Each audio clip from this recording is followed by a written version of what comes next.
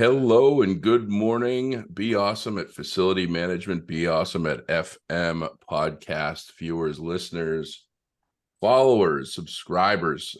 Sadly, today, my co-host Paul Anastasi has some technical difficulties up in his cabin. So we're not going to be able to see him. For those of you watching, it's just a blank screen, but Paul is there. So welcome back, Paul. Lucky for you, you can still hear me.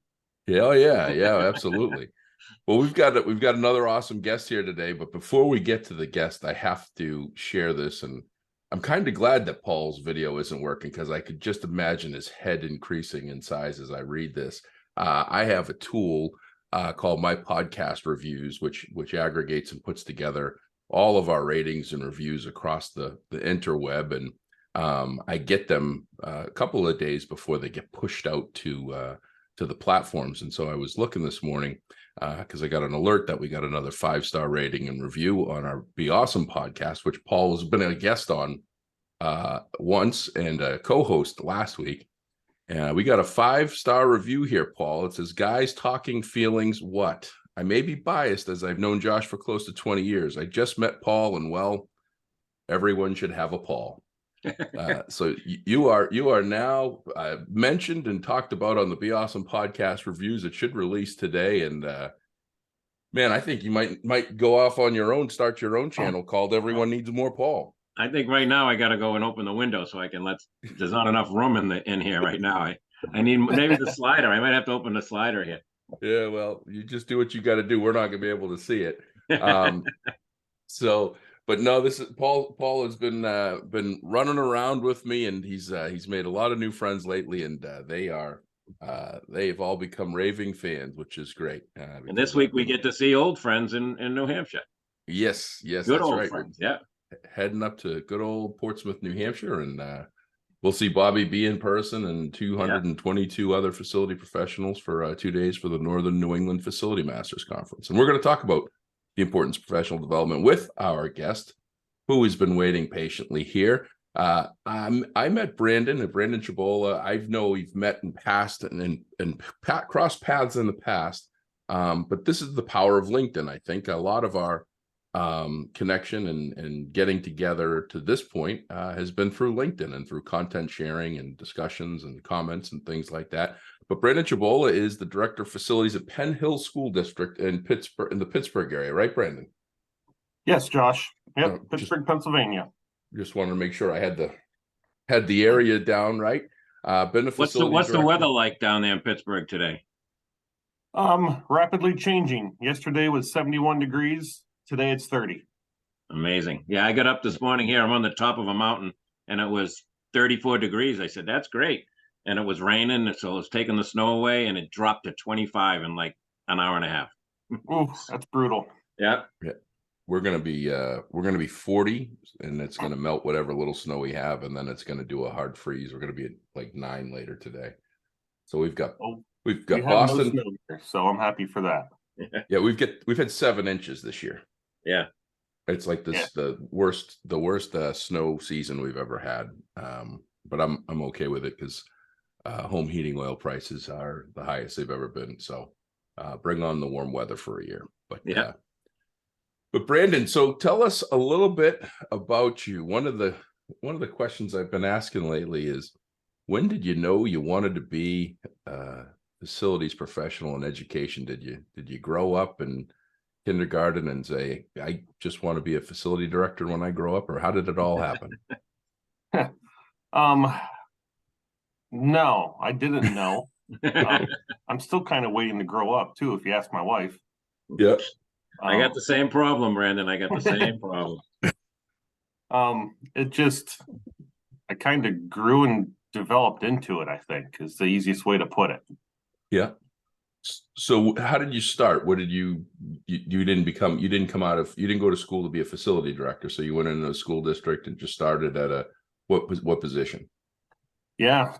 24 years ago, a little over 24 now. I started mowing lawns and working on the bus garage at a school district up in Erie, Girard School District.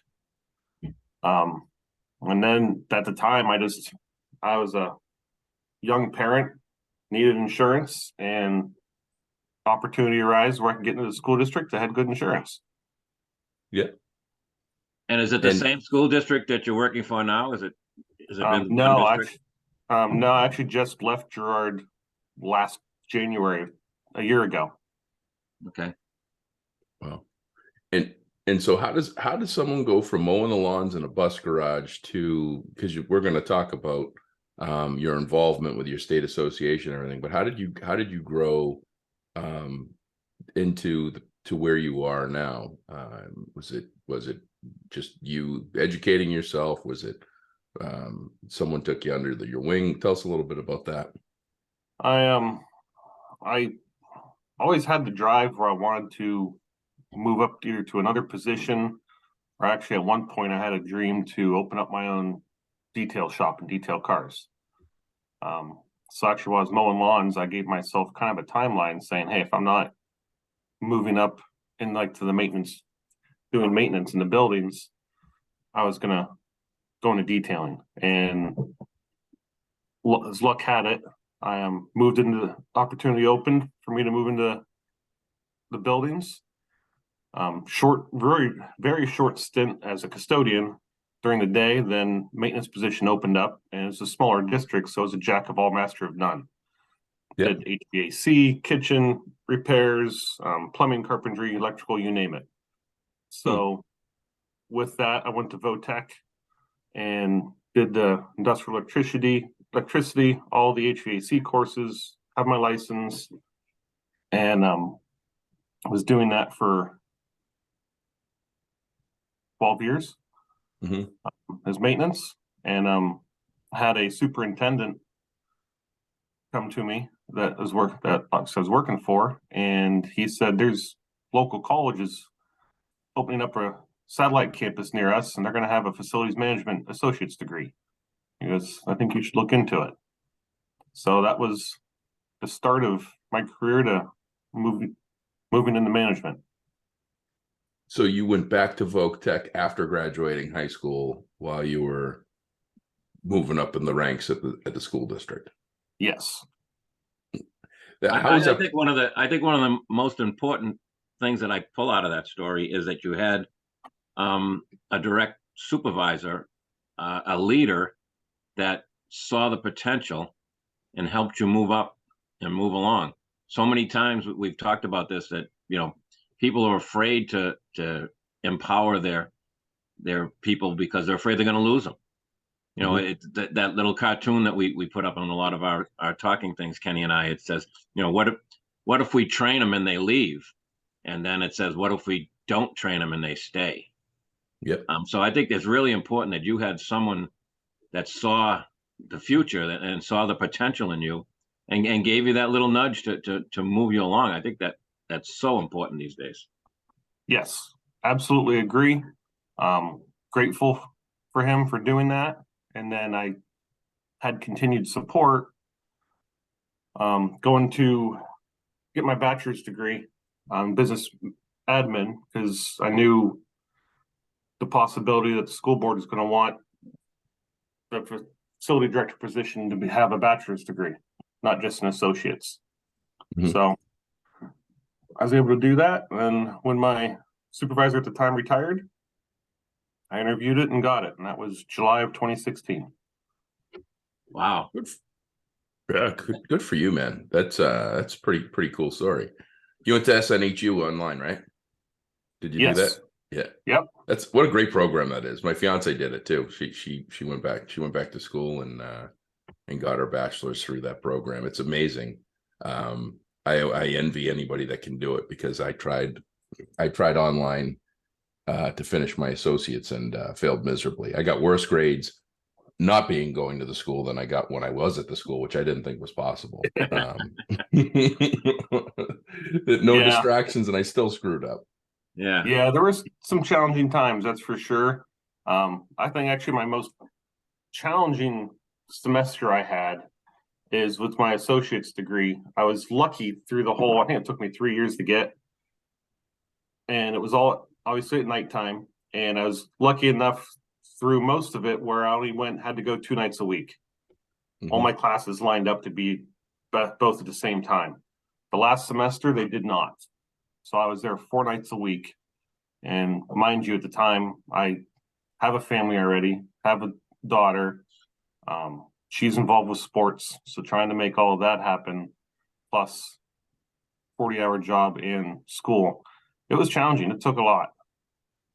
Yeah, and you don't realize that until you're in it. I mean, I watched when I was growing up, I was college age, and I watched my dad go back to school and get his master's. He was an electrician, and he got his master's in teaching, and he went into the teaching profession, in his 50s.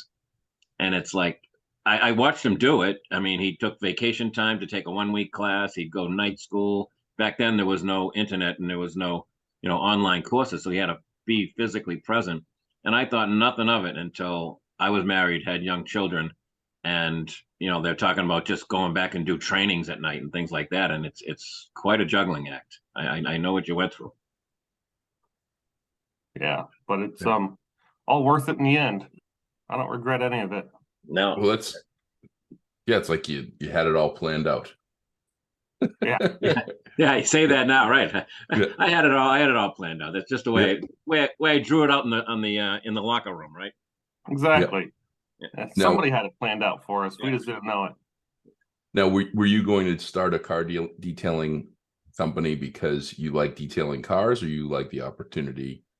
Like, is that still a dream of yours, or was that just if I can't do this, then I'll do that? It was something I enjoyed. That's what I was doing before I started working for the school district. Mm-hmm. When I was 16, I worked at a car wash and learned how to detail there. Then I went to a car dealership detailing all the new and used cars. And my dream was to be able to detail high-end cars, show cars, stuff like that. Mm-hmm. So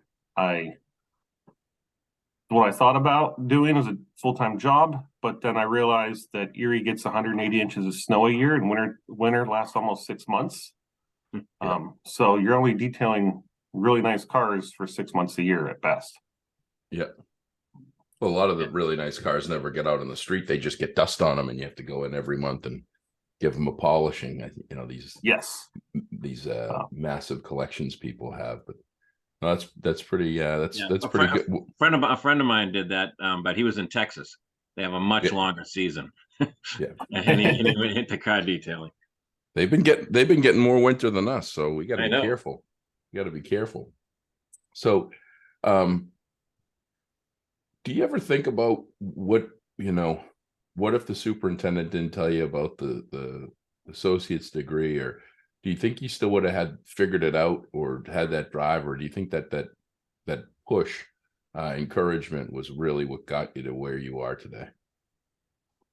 I don't know, because I had no clue that college was doing the remote campus. I didn't know about that degree they were offering. Mm-hmm.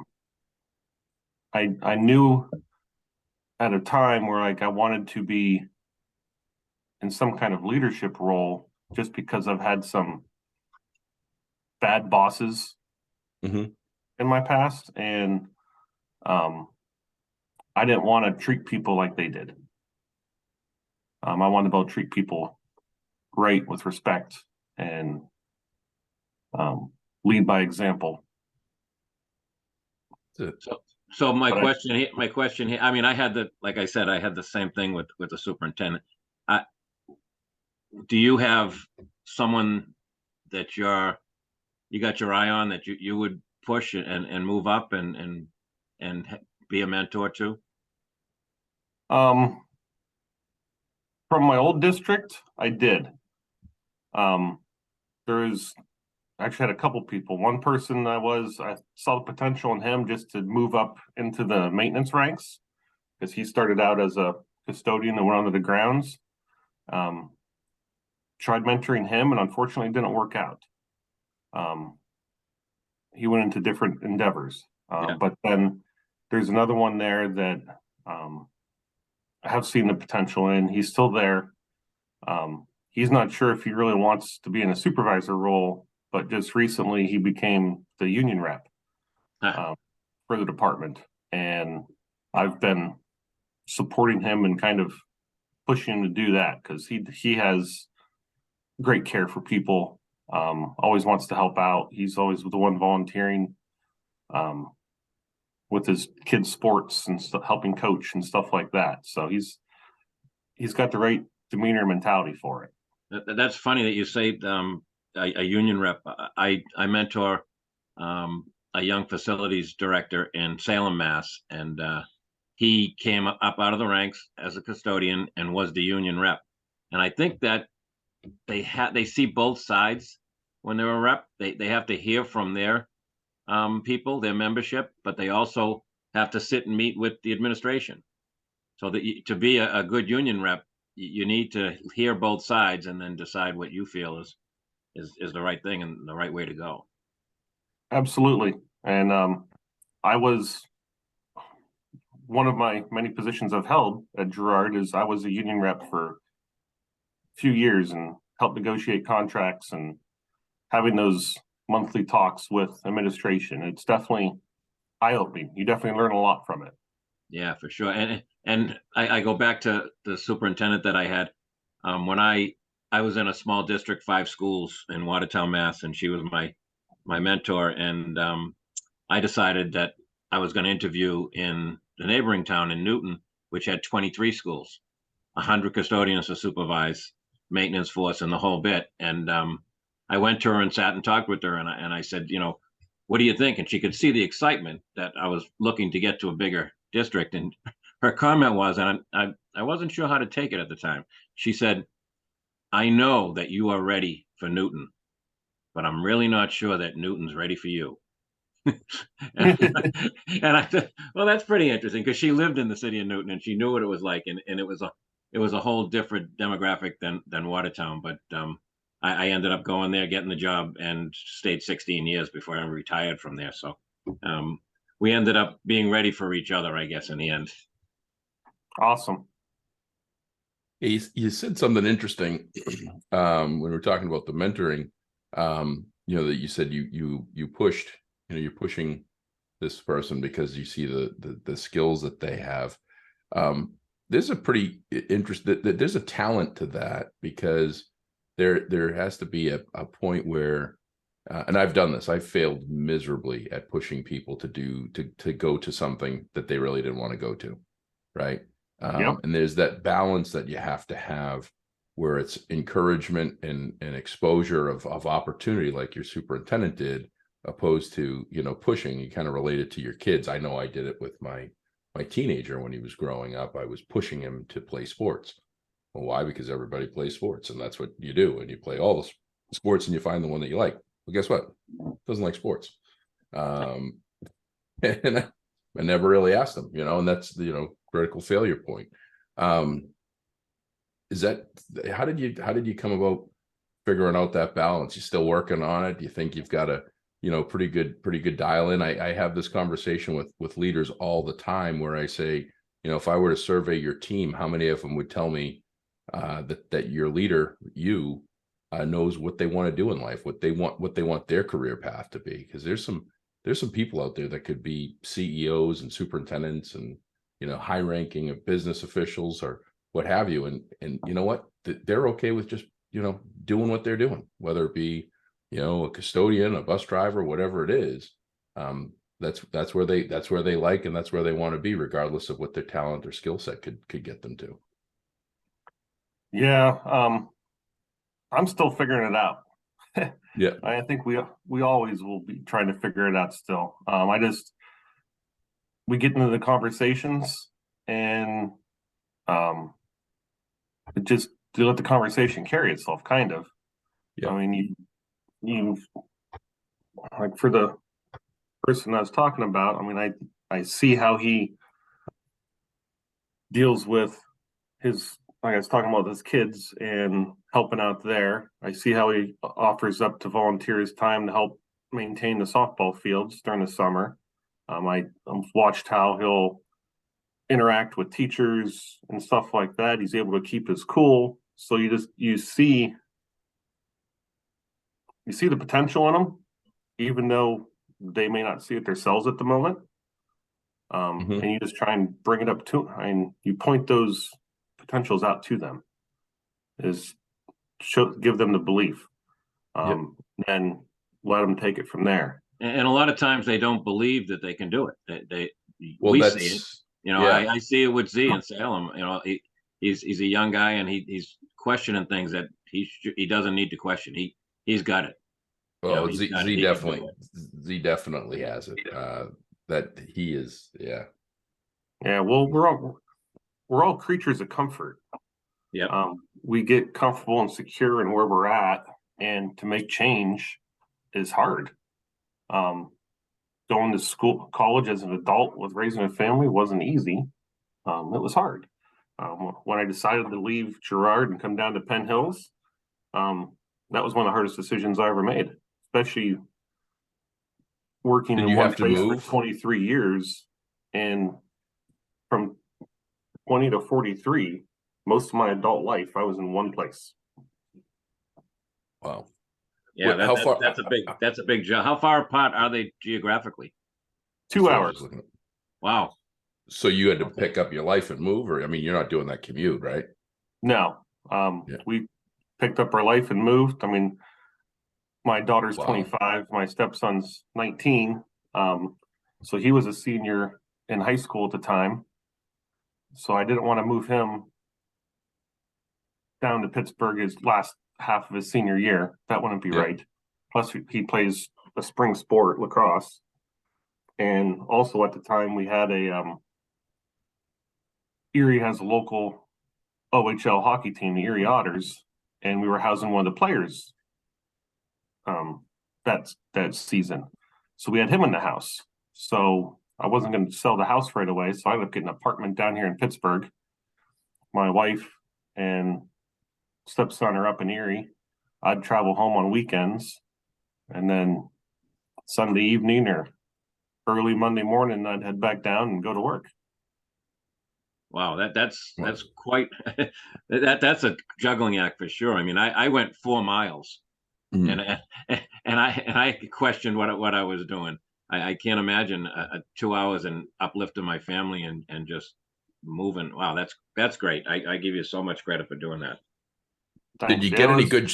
Did you get any good swag housing an Erie Otter hockey player? They got to have some cool shirts. Yes. I'm just looking at their logo right now because that just I like, you know, interesting, you know, teams and things like that have cool logos and design. So that the Erie Otters, that's a good one. Oh yeah, we have all kinds of swag. We've been big Otters fans for years. Attended them for years. My aunt and uncle used to actually house a player years ago. My sister works for them. Wow. I went a few years ago now. If you're a hockey fan at all, if you know Connor McDavid, yeah, he went through the Erie Otters. Oh, really? Yeah, he's actually my daughter's age. I'm 25 now, and so we got to watch him play at the OHL level, and that kid is amazing. That's quite a story, and I love the minor league hockey. I'm a hockey guy. I'm a hockey fan, big hockey fan, and my up pro here, shop. I owned a pro shop in the rink as a second job when my kids were playing hockey. That's how I could afford them to play hockey. But Awesome. I sharpened skates. I owned 250 pair of rental skates. I had, you know, sticks and tape and lace, all the stuff that you forget when you get to the rink. I had all that stuff that I sold, and I was entrenched in hockey for many years as my kids were growing up and playing. But I like the minor league hockey up by us. It's more college ranks. You know, we've got Beanpot tournament that just went on here, and all the BCs and the BUs and all the people that are at the top. Now we got Quinnipiac coming up from New England area and things like that. So the college hockey is big here. My daughter went to University of New Hampshire and played field hockey, and they've got a big ice hockey program there. They put a lot of players into the pros from UNH too. So it's a great sport, and it's a lot of fun to watch. Yeah, the Huskies won the Beanpot this year, Paul. Yeah. Good old Northeastern. I missed the whole thing, but I thought I saw something where they won. Yeah, it's been cool to see them at the OHL level and knowing that they're just high school kids and seeing the ones that made it in NHL and how they're succeeding. Like with Connor, I mean, we've had Alex DeBrincat, the Radishes, Sorelli and Cernak. They're playing for Tampa Bay Lightning there from the Otters. Yeah. It's cool. Well, Paul, we just added something to the list. We're gonna go see an Otters game. Yeah, we're gonna go down. I'm gonna go see Brandon. We're gonna talk about that in a minute, in May. But we're gonna go down and see Brandon at some point, and we're gonna. Sounds like we got the VIP treatment. If we show up with him at the door, we can get in and maybe get right behind the glass and heckle some folks and have some fun. So drink some beer, have some popcorn, and we can make that happen. And shout at some folks. That's I just put that down on the list. It's interesting. It's so interesting this podcast and my career, because I get, in my lens, when I started my career 25 years ago working with facility directors in schools, I always just thought that's what you did. And then now with Paul and I doing this and other things, you start to peel the layer off, and then you realize, hey, these people are humans just like me. Oh, they like to do this, and this. Oh, they board hockey players and they're big fans of the Otters. I think that's such a cool piece to this of getting to know our guests and learning. I mean, we don't know each other that well. We've spent a lot of time the last couple of months talking and planning and sharing things, and the storage trailers with growing lettuce and vegetables. I've been losing sleep trying to figure out how to put one of those in every parking lot of school district in the country, because you shared with me. But very cool stuff. And what a story. Like, I think if you haven't looked back at it now and been like, wow, you're going to have some wow moments moving, going, what the heck was I thinking? I packed everybody up after 20 plus years, and we went down to this other school and took this chance and went to school. And that's amazing. Like, you've done a lot in a short amount of time. It's a better part of close to a career, but you've compounded and put it all in.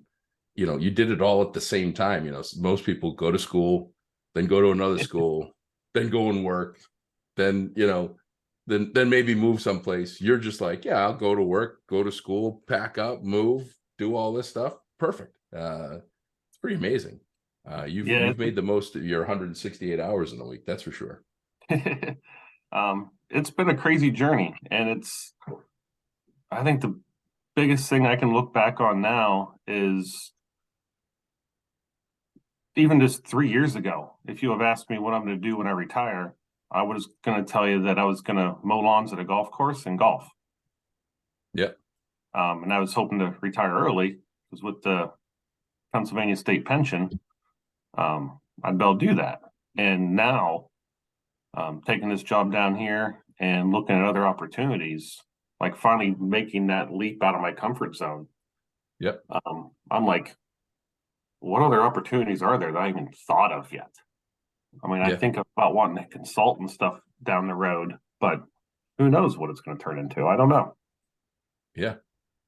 No, yeah, I retired after 26 years of doing it, and I lasted all of 3 months in retirement, and then went into consulting, and I'm working for like 4 or 5 different communities now, and it's a great job to look at in the future.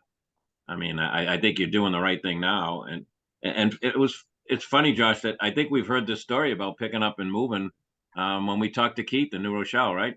Oh yeah. Well, yeah, he picked up and came across the state of New York. Yeah, he went from way out in Syracuse area in Western New York, and went to New Rochelle. Yeah, yeah. Wow. That was going from. I mean, he had peacocks and a big farm and open land and everything, and now he's in city living. But and the story, as he tells the story, it was his wife that made the decision. They kept calling him. They called 2 or 3 times. And he kept telling them, no, no, no. And then she picked up the phone once. And I think his comment was, he heard her say, "You're going to pay him what?" Yep. We'll be there. We'll be there shortly.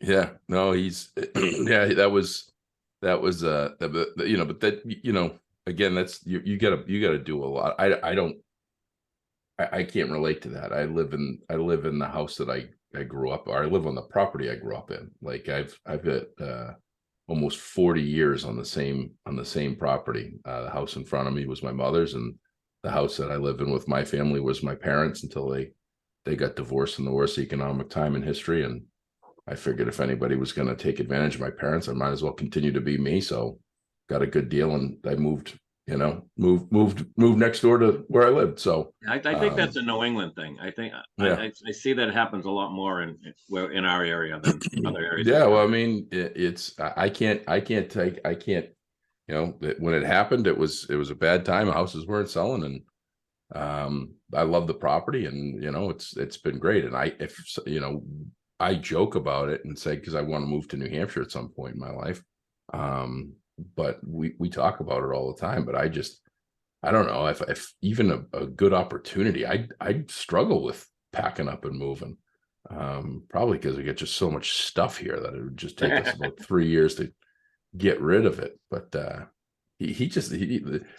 just doesn't even sweat. He's just like, yeah, let's do this. I'll just pack up in 2 hours, no problem. Yeah. Oh, we sweated, because I can tell you the truth.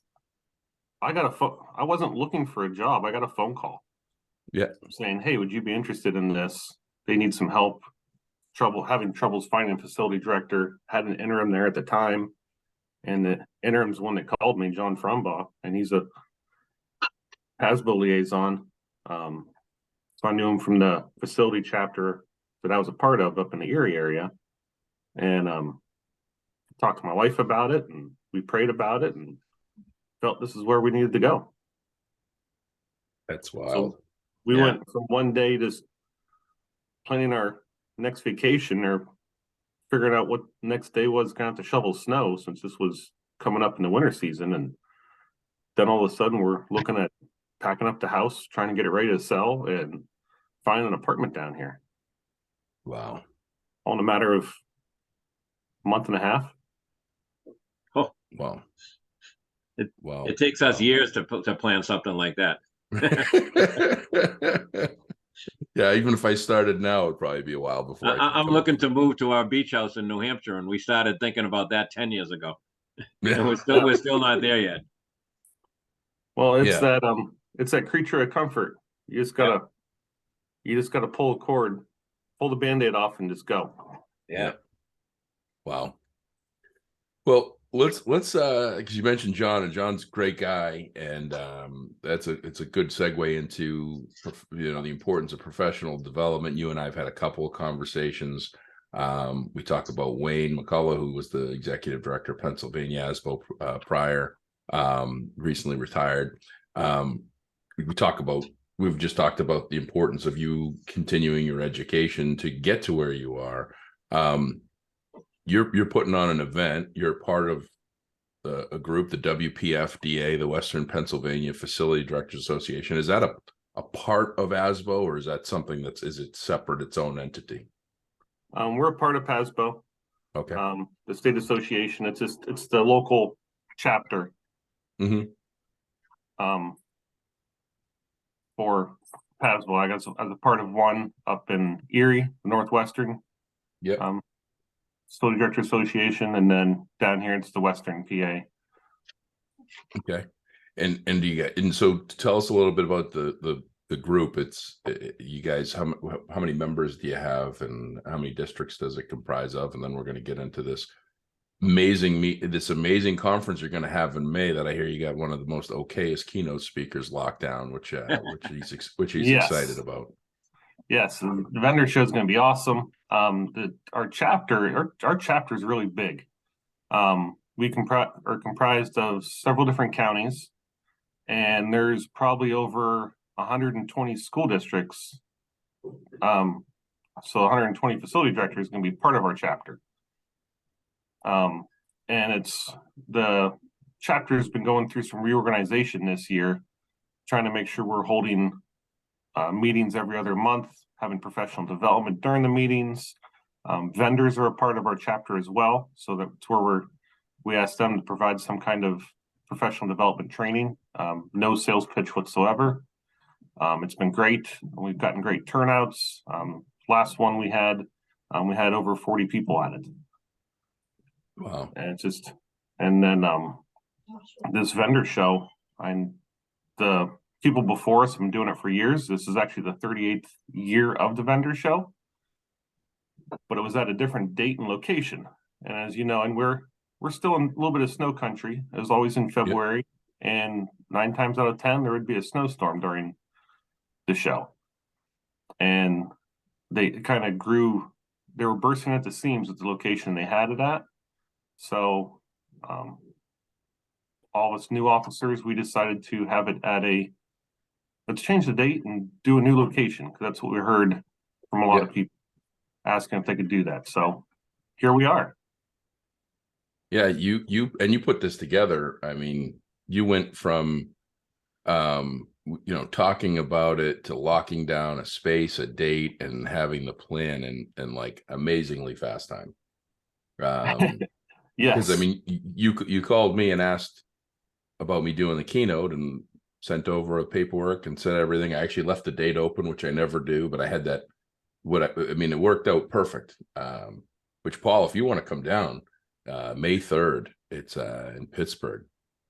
And then I'm going. I'll have to check my schedule. You know, I'm a busy guy. Yeah, well, let me just see what. Yeah, let me see what. May 2nd is May 2nd is a Tuesday. I fly down on Tuesday, doing the keynote on Wednesday, and then heading down to Pensacola after that for Orange Beach. I've been trying to get you to come to Orange Beach with me, so this could be a nice little adventure. Snow to sand. So, but funny thing that I just might be in Florida at that time. So, well, there you go. We're going to get to work on some planning then. Yeah. So is back this to the group, conference? Enough about us. Yeah. Well, I mean, this is how I put you in these awkward positions. I invite you to places publicly for everybody to hear about it, so that then they go, "Hey, Paul, how was Pittsburgh? How was Florida? How was Alabama?" So, is this an entirely volunteer effort? So you guys it's just a committee that's putting this event together? Yes, our officers, being an officer of the chapter is entirely volunteer. We don't get paid for it. It's an elected position. And then we put together a committee. It's comprised of some of us as officers, just other facility directors, and some vendors are helping with it. And we're making it work. That is wild. That's there's a lot to putting an event together. It's not just kind of set it and forget it, especially with what you're saying is, people want a different location, you want a different time of year. This Northern New England Facility Masters Conference that we're going to next week is had numerous trials and challenges, because it's always in a school. We started in Winnicott High School in Hampton, New Hampshire in 2008, and they switch it up to different schools in the state every 2 years, and this is its 15th, because we didn't have it for a year or two because of COVID. This is the 15th one, and we've had snow, God, Paul, what, 12, 13 times? Oh, yeah. 12. Yeah. It's been just book the conference and it's going to snow. Yeah, well, that's the whole thing. It's we're under a week out now, and the weather looks like it's going to be okay. There should be some rain and snow, I think, on Thursday, but it's very possible that there'll be a blizzard on Wednesday. I think the unique thing about the New Hampshire conference and being in a school is that, well, they do it during their vacation week, the winter break. So that's nice, but you get to see the pride that staff takes in wherever we've been, any school, because they put together a corner of the school, and a major corner, and we take the auditorium, the cafeteria, and a whole bunch of breakout spaces, and they turn it around in a short period of time and make it sparkle. And it's great to see all those different communities that are so proud of their buildings, and to have us there every year. When we watch the stress, though, that goes into changing the space to something else, like you went from different time, different space, all volunteers, all have a day job. Some have families, some are moving 2 hours away. That's a pretty stressful endeavor. And I think it's interesting that you have vendors that participate in the planning. We don't do that up in Massachusetts anyway. You should. Yeah, we should. You're right. I'll tell you, it's been a great experience. And everyone has the stars have aligned to make everything happen. But like everyone's been a huge asset. Like having the vendor be a part of it, and they're giving us a different insight Mhm. to making the show a great success than what we would have. So it's great having them.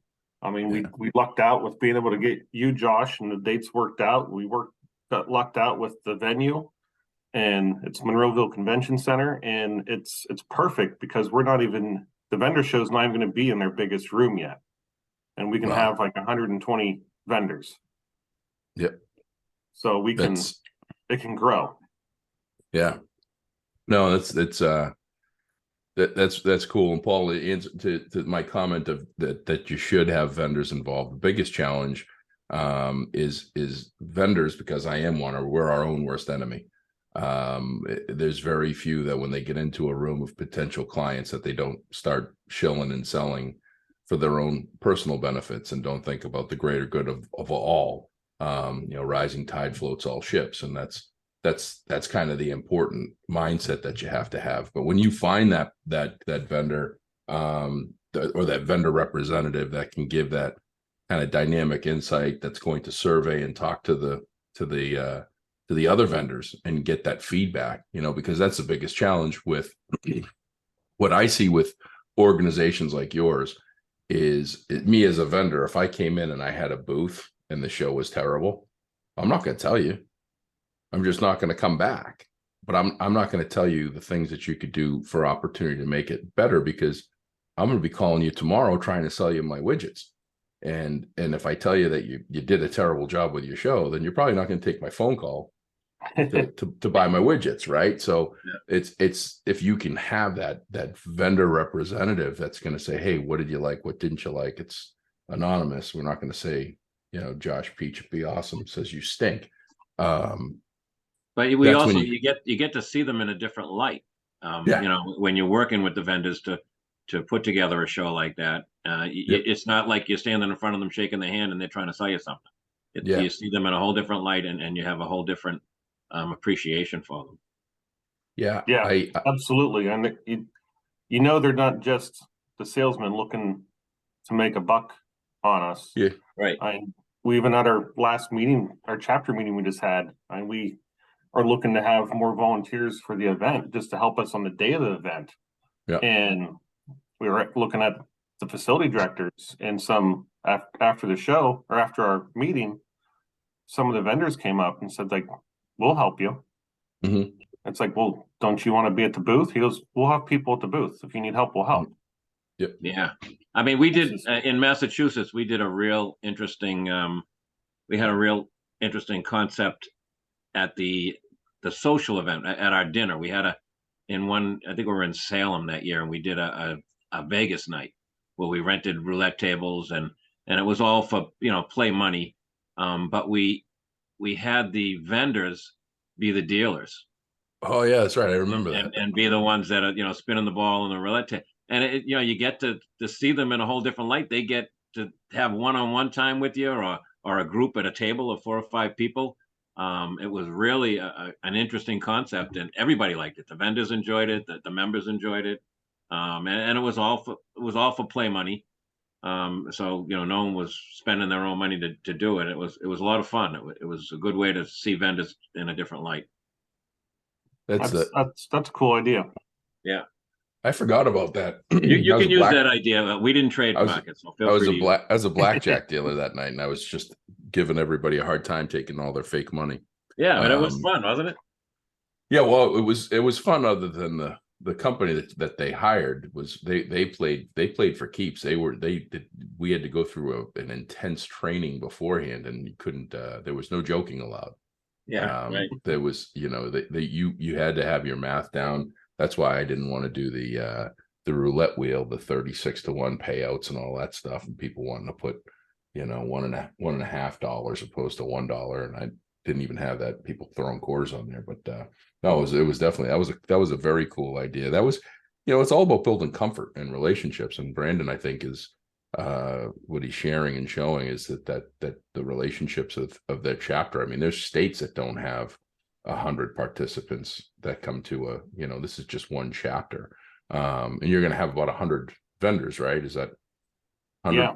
Yep. 100 vendors. We did limited sponsorships. I think we had a total of 14 sponsorships, and I think they're all sold out already. And I think we've already got close to half the booths sold, and we're only 2 weeks in to selling them. Wow. Wow. Good for you. We always like to hear about organizations because, like Paul said in the beginning, he was lucky to have a mentor. You had a mentor that helped give you options and ideas. And I think for those that don't have those opportunities of going to college or having those mentors, these organizations are vital to success across the board. Just for, I was just at one this week that there were 100 plus facility directors all in a room for a couple hours, just talking about pains, right? Just talking about, what are we dealing with? What are we up against? I mean, I say it all the time, when you started, 24 years ago, the role of a facility director was much different than it is today, right? Oh, goodness, yes. In 24 years, buildings have gotten smarter, in some cases dumber, because we put in all this smart technology, but nobody knows how to use it. And the different responsibilities, the facility planning guide for schools that was created by Roger Young and 20 or so other folks in 2004. If every school district in the country had it, but if you open it up from 2004 to today, it's a lot different, right? Yeah. The processes are a lot different. The needs are a lot different. The requirements are a lot different. Lead in water, like the Flint, Michigan, has caused so much regarding the lead water testing around the country, and I'm just learning about it. I was just in Albuquerque. New Mexico, and their entire district, I think, has these water filtration units that actually put electrolytes and go through coconut filters and all this other crazy stuff. I mean, it takes everything out.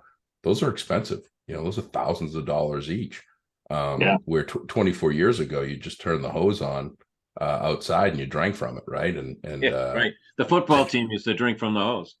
Yeah, you filled the Gatorade. You filled the Gatorade container with the spigot outside. Yeah, and went and played football. And now you have to go to a electrolyte producing coconut filter machine that dispenses water from it. So these events are so vital, and I think that having the right mix of vendors to be able to educate and share what they do and how they do it, you're going to make a huge impact in your members' lives, and that's pretty cool. I mean, I'm sure you don't do it because of that or think about it, but I think at some point down the road, people are going to, you're going to have a facility director that's going to call you someday and he's going to say, "Hey man, thanks for all your hard work putting in to get these events for us, because it made a difference in my day and it made a difference in our district." And that's pretty cool. That's a pretty cool accomplishment. Yeah, that would be neat. You're right. I certainly don't think of it that way. It's just trying to get a group together to camaraderie and learn from each other. And it's just like you were saying, 20 years ago, 40 years ago, you had these huge boilers in your basement that heated your building, and you never had to do anything to them. Now these high efficiency boilers you put in now, I mean, they need all kinds of maintenance done to them and preventive maintenance and stuff. I mean, and you were talking about the lead in drinking water. It's like now the newest thing is the indoor air quality. Oh yeah. And before we used to always just open windows. Now we're building school buildings that don't even have windows that open. Right. Yep. No one knew what a MERV rating was on a filter either. Yeah. Just now, us. We were the only ones that knew. Yeah. Now if it doesn't say MERV 15 or greater, it's no good. Yeah. Right. Yeah. Well, I'm working on a project now. I'm getting new air handling units, and they actually have free filters and regular filter and like MERV 15 or 13 filters in them. Sure. It's just like, wow, it's crazy. But then you got to think about your operation budget. What's that going to do to increase with the maintenance? Oh yeah. Well, that's the just looking at those cost implications of changing because people don't realize that the difference in costs in those filtration systems is pretty exorbitant, and then also the equipment that you're using the filters on. Many of them aren't designed to handle a filter That's with right. that level. That's right. So We're gonna start burning out equipment shortly here if we keep those MERV 13s and 15s in our old equipment. Yeah. Can't do it. Yep. no.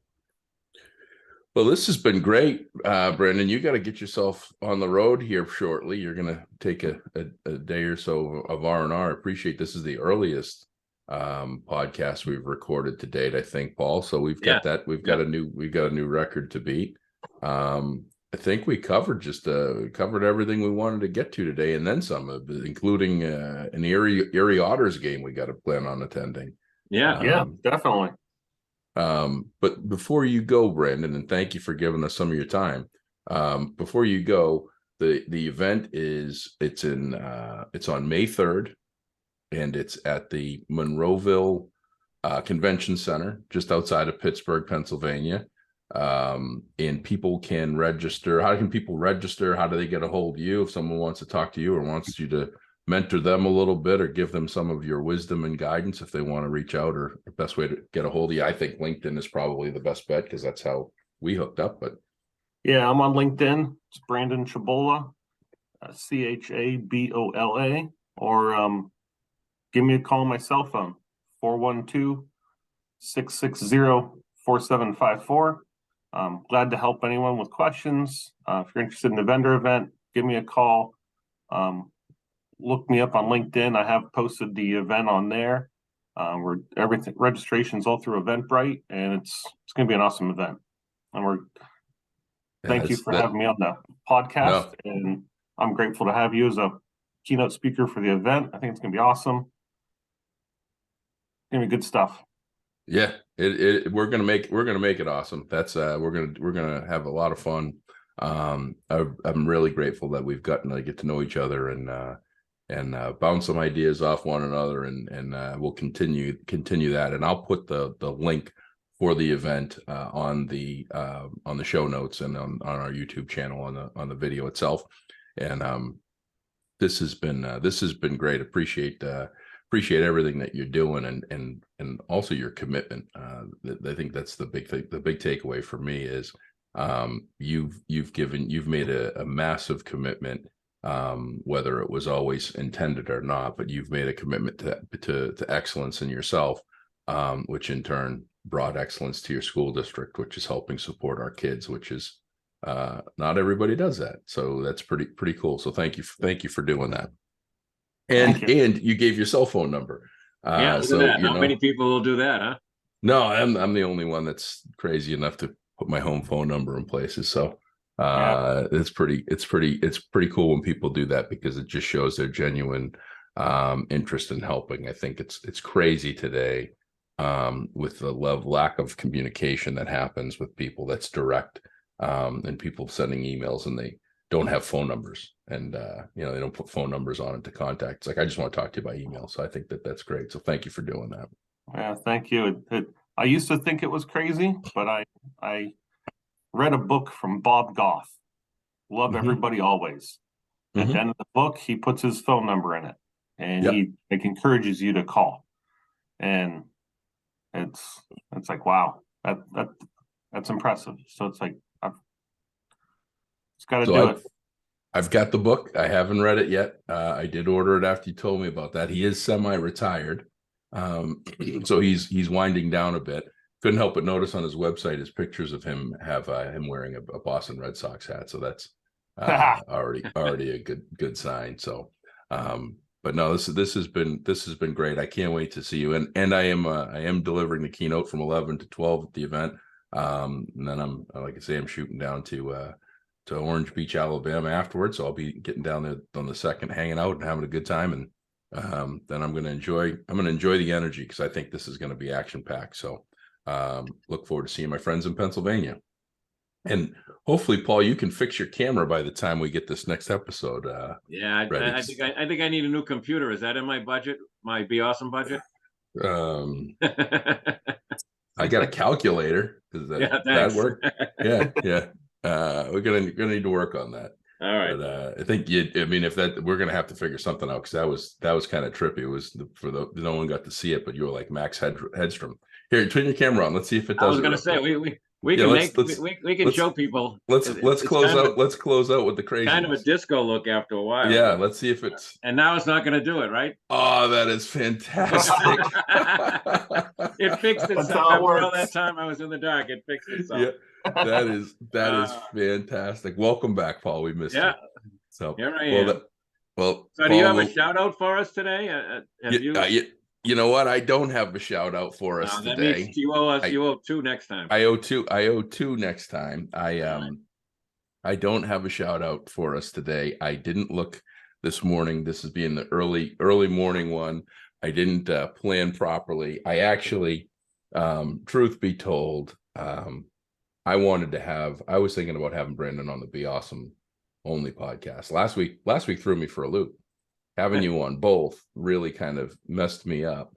And I was gonna go to the Be Awesome podcast is recorded in an actual studio now, because it goes out on local access news. And so my brain had Brandon going into that podcast, and like I called you last night, and I said, "Hey man, I screwed up. I've screwed up all around on this thing, Mike." So I've been trying to use a new calendaring system. It's failing miserably because I'm trying to consolidate all of my stuff from keeping it all in my head, and trying to organize all the different podcast channels and doing all of that. And I just had it all backwards, and it wasn't until we just came on here. So I'm going to double down on the shout out. You got to get contact information for your guy to get the Be Awesome shirts. Was it Lewis? You talking to me? Yeah. The 82-year-old. Oh, I'm sorry. Yeah, no, that's Ernie. Ernie, that's right. Yeah, Ernie. Yeah, we got to lock down Ernie for next time that I get there. Yeah. But yeah, no, I got two. I'll get two for the next one. All right, good. But that'll do it for this episode. Another awesome one in the books. Check out, connect with Brandon. He is active on LinkedIn, and as you can tell, he's some wealth of knowledge and experience. So definitely not shy to share it. So we will be back on. Already working on next week's guest, Paul. We will have it in person at Northern New England Facility Masters Conference. We're going to have 1 or 2 episodes that we're going to do in person next week. So we're going to be pushing them out quickly. So in the meantime, if we've earned your 5-star rating and review, like Paul got one this week, please, we would love it if you would add a 5-star rating review on our podcast platform of your choice. Let us know, send us your name and address. We'll get you a free Be Awesome t-shirt 100%, including shipping and handling. And if we haven't earned that 5-star rating and review, as always, call Paul or email him, paul@beawesome.com. And if I am the complaint department. Yeah, and I'm the shirt department, Josh at beawesome.com. In the meantime, everybody, have a great day. And if you can be anything, be awesome. Thank you. Bye, everyone.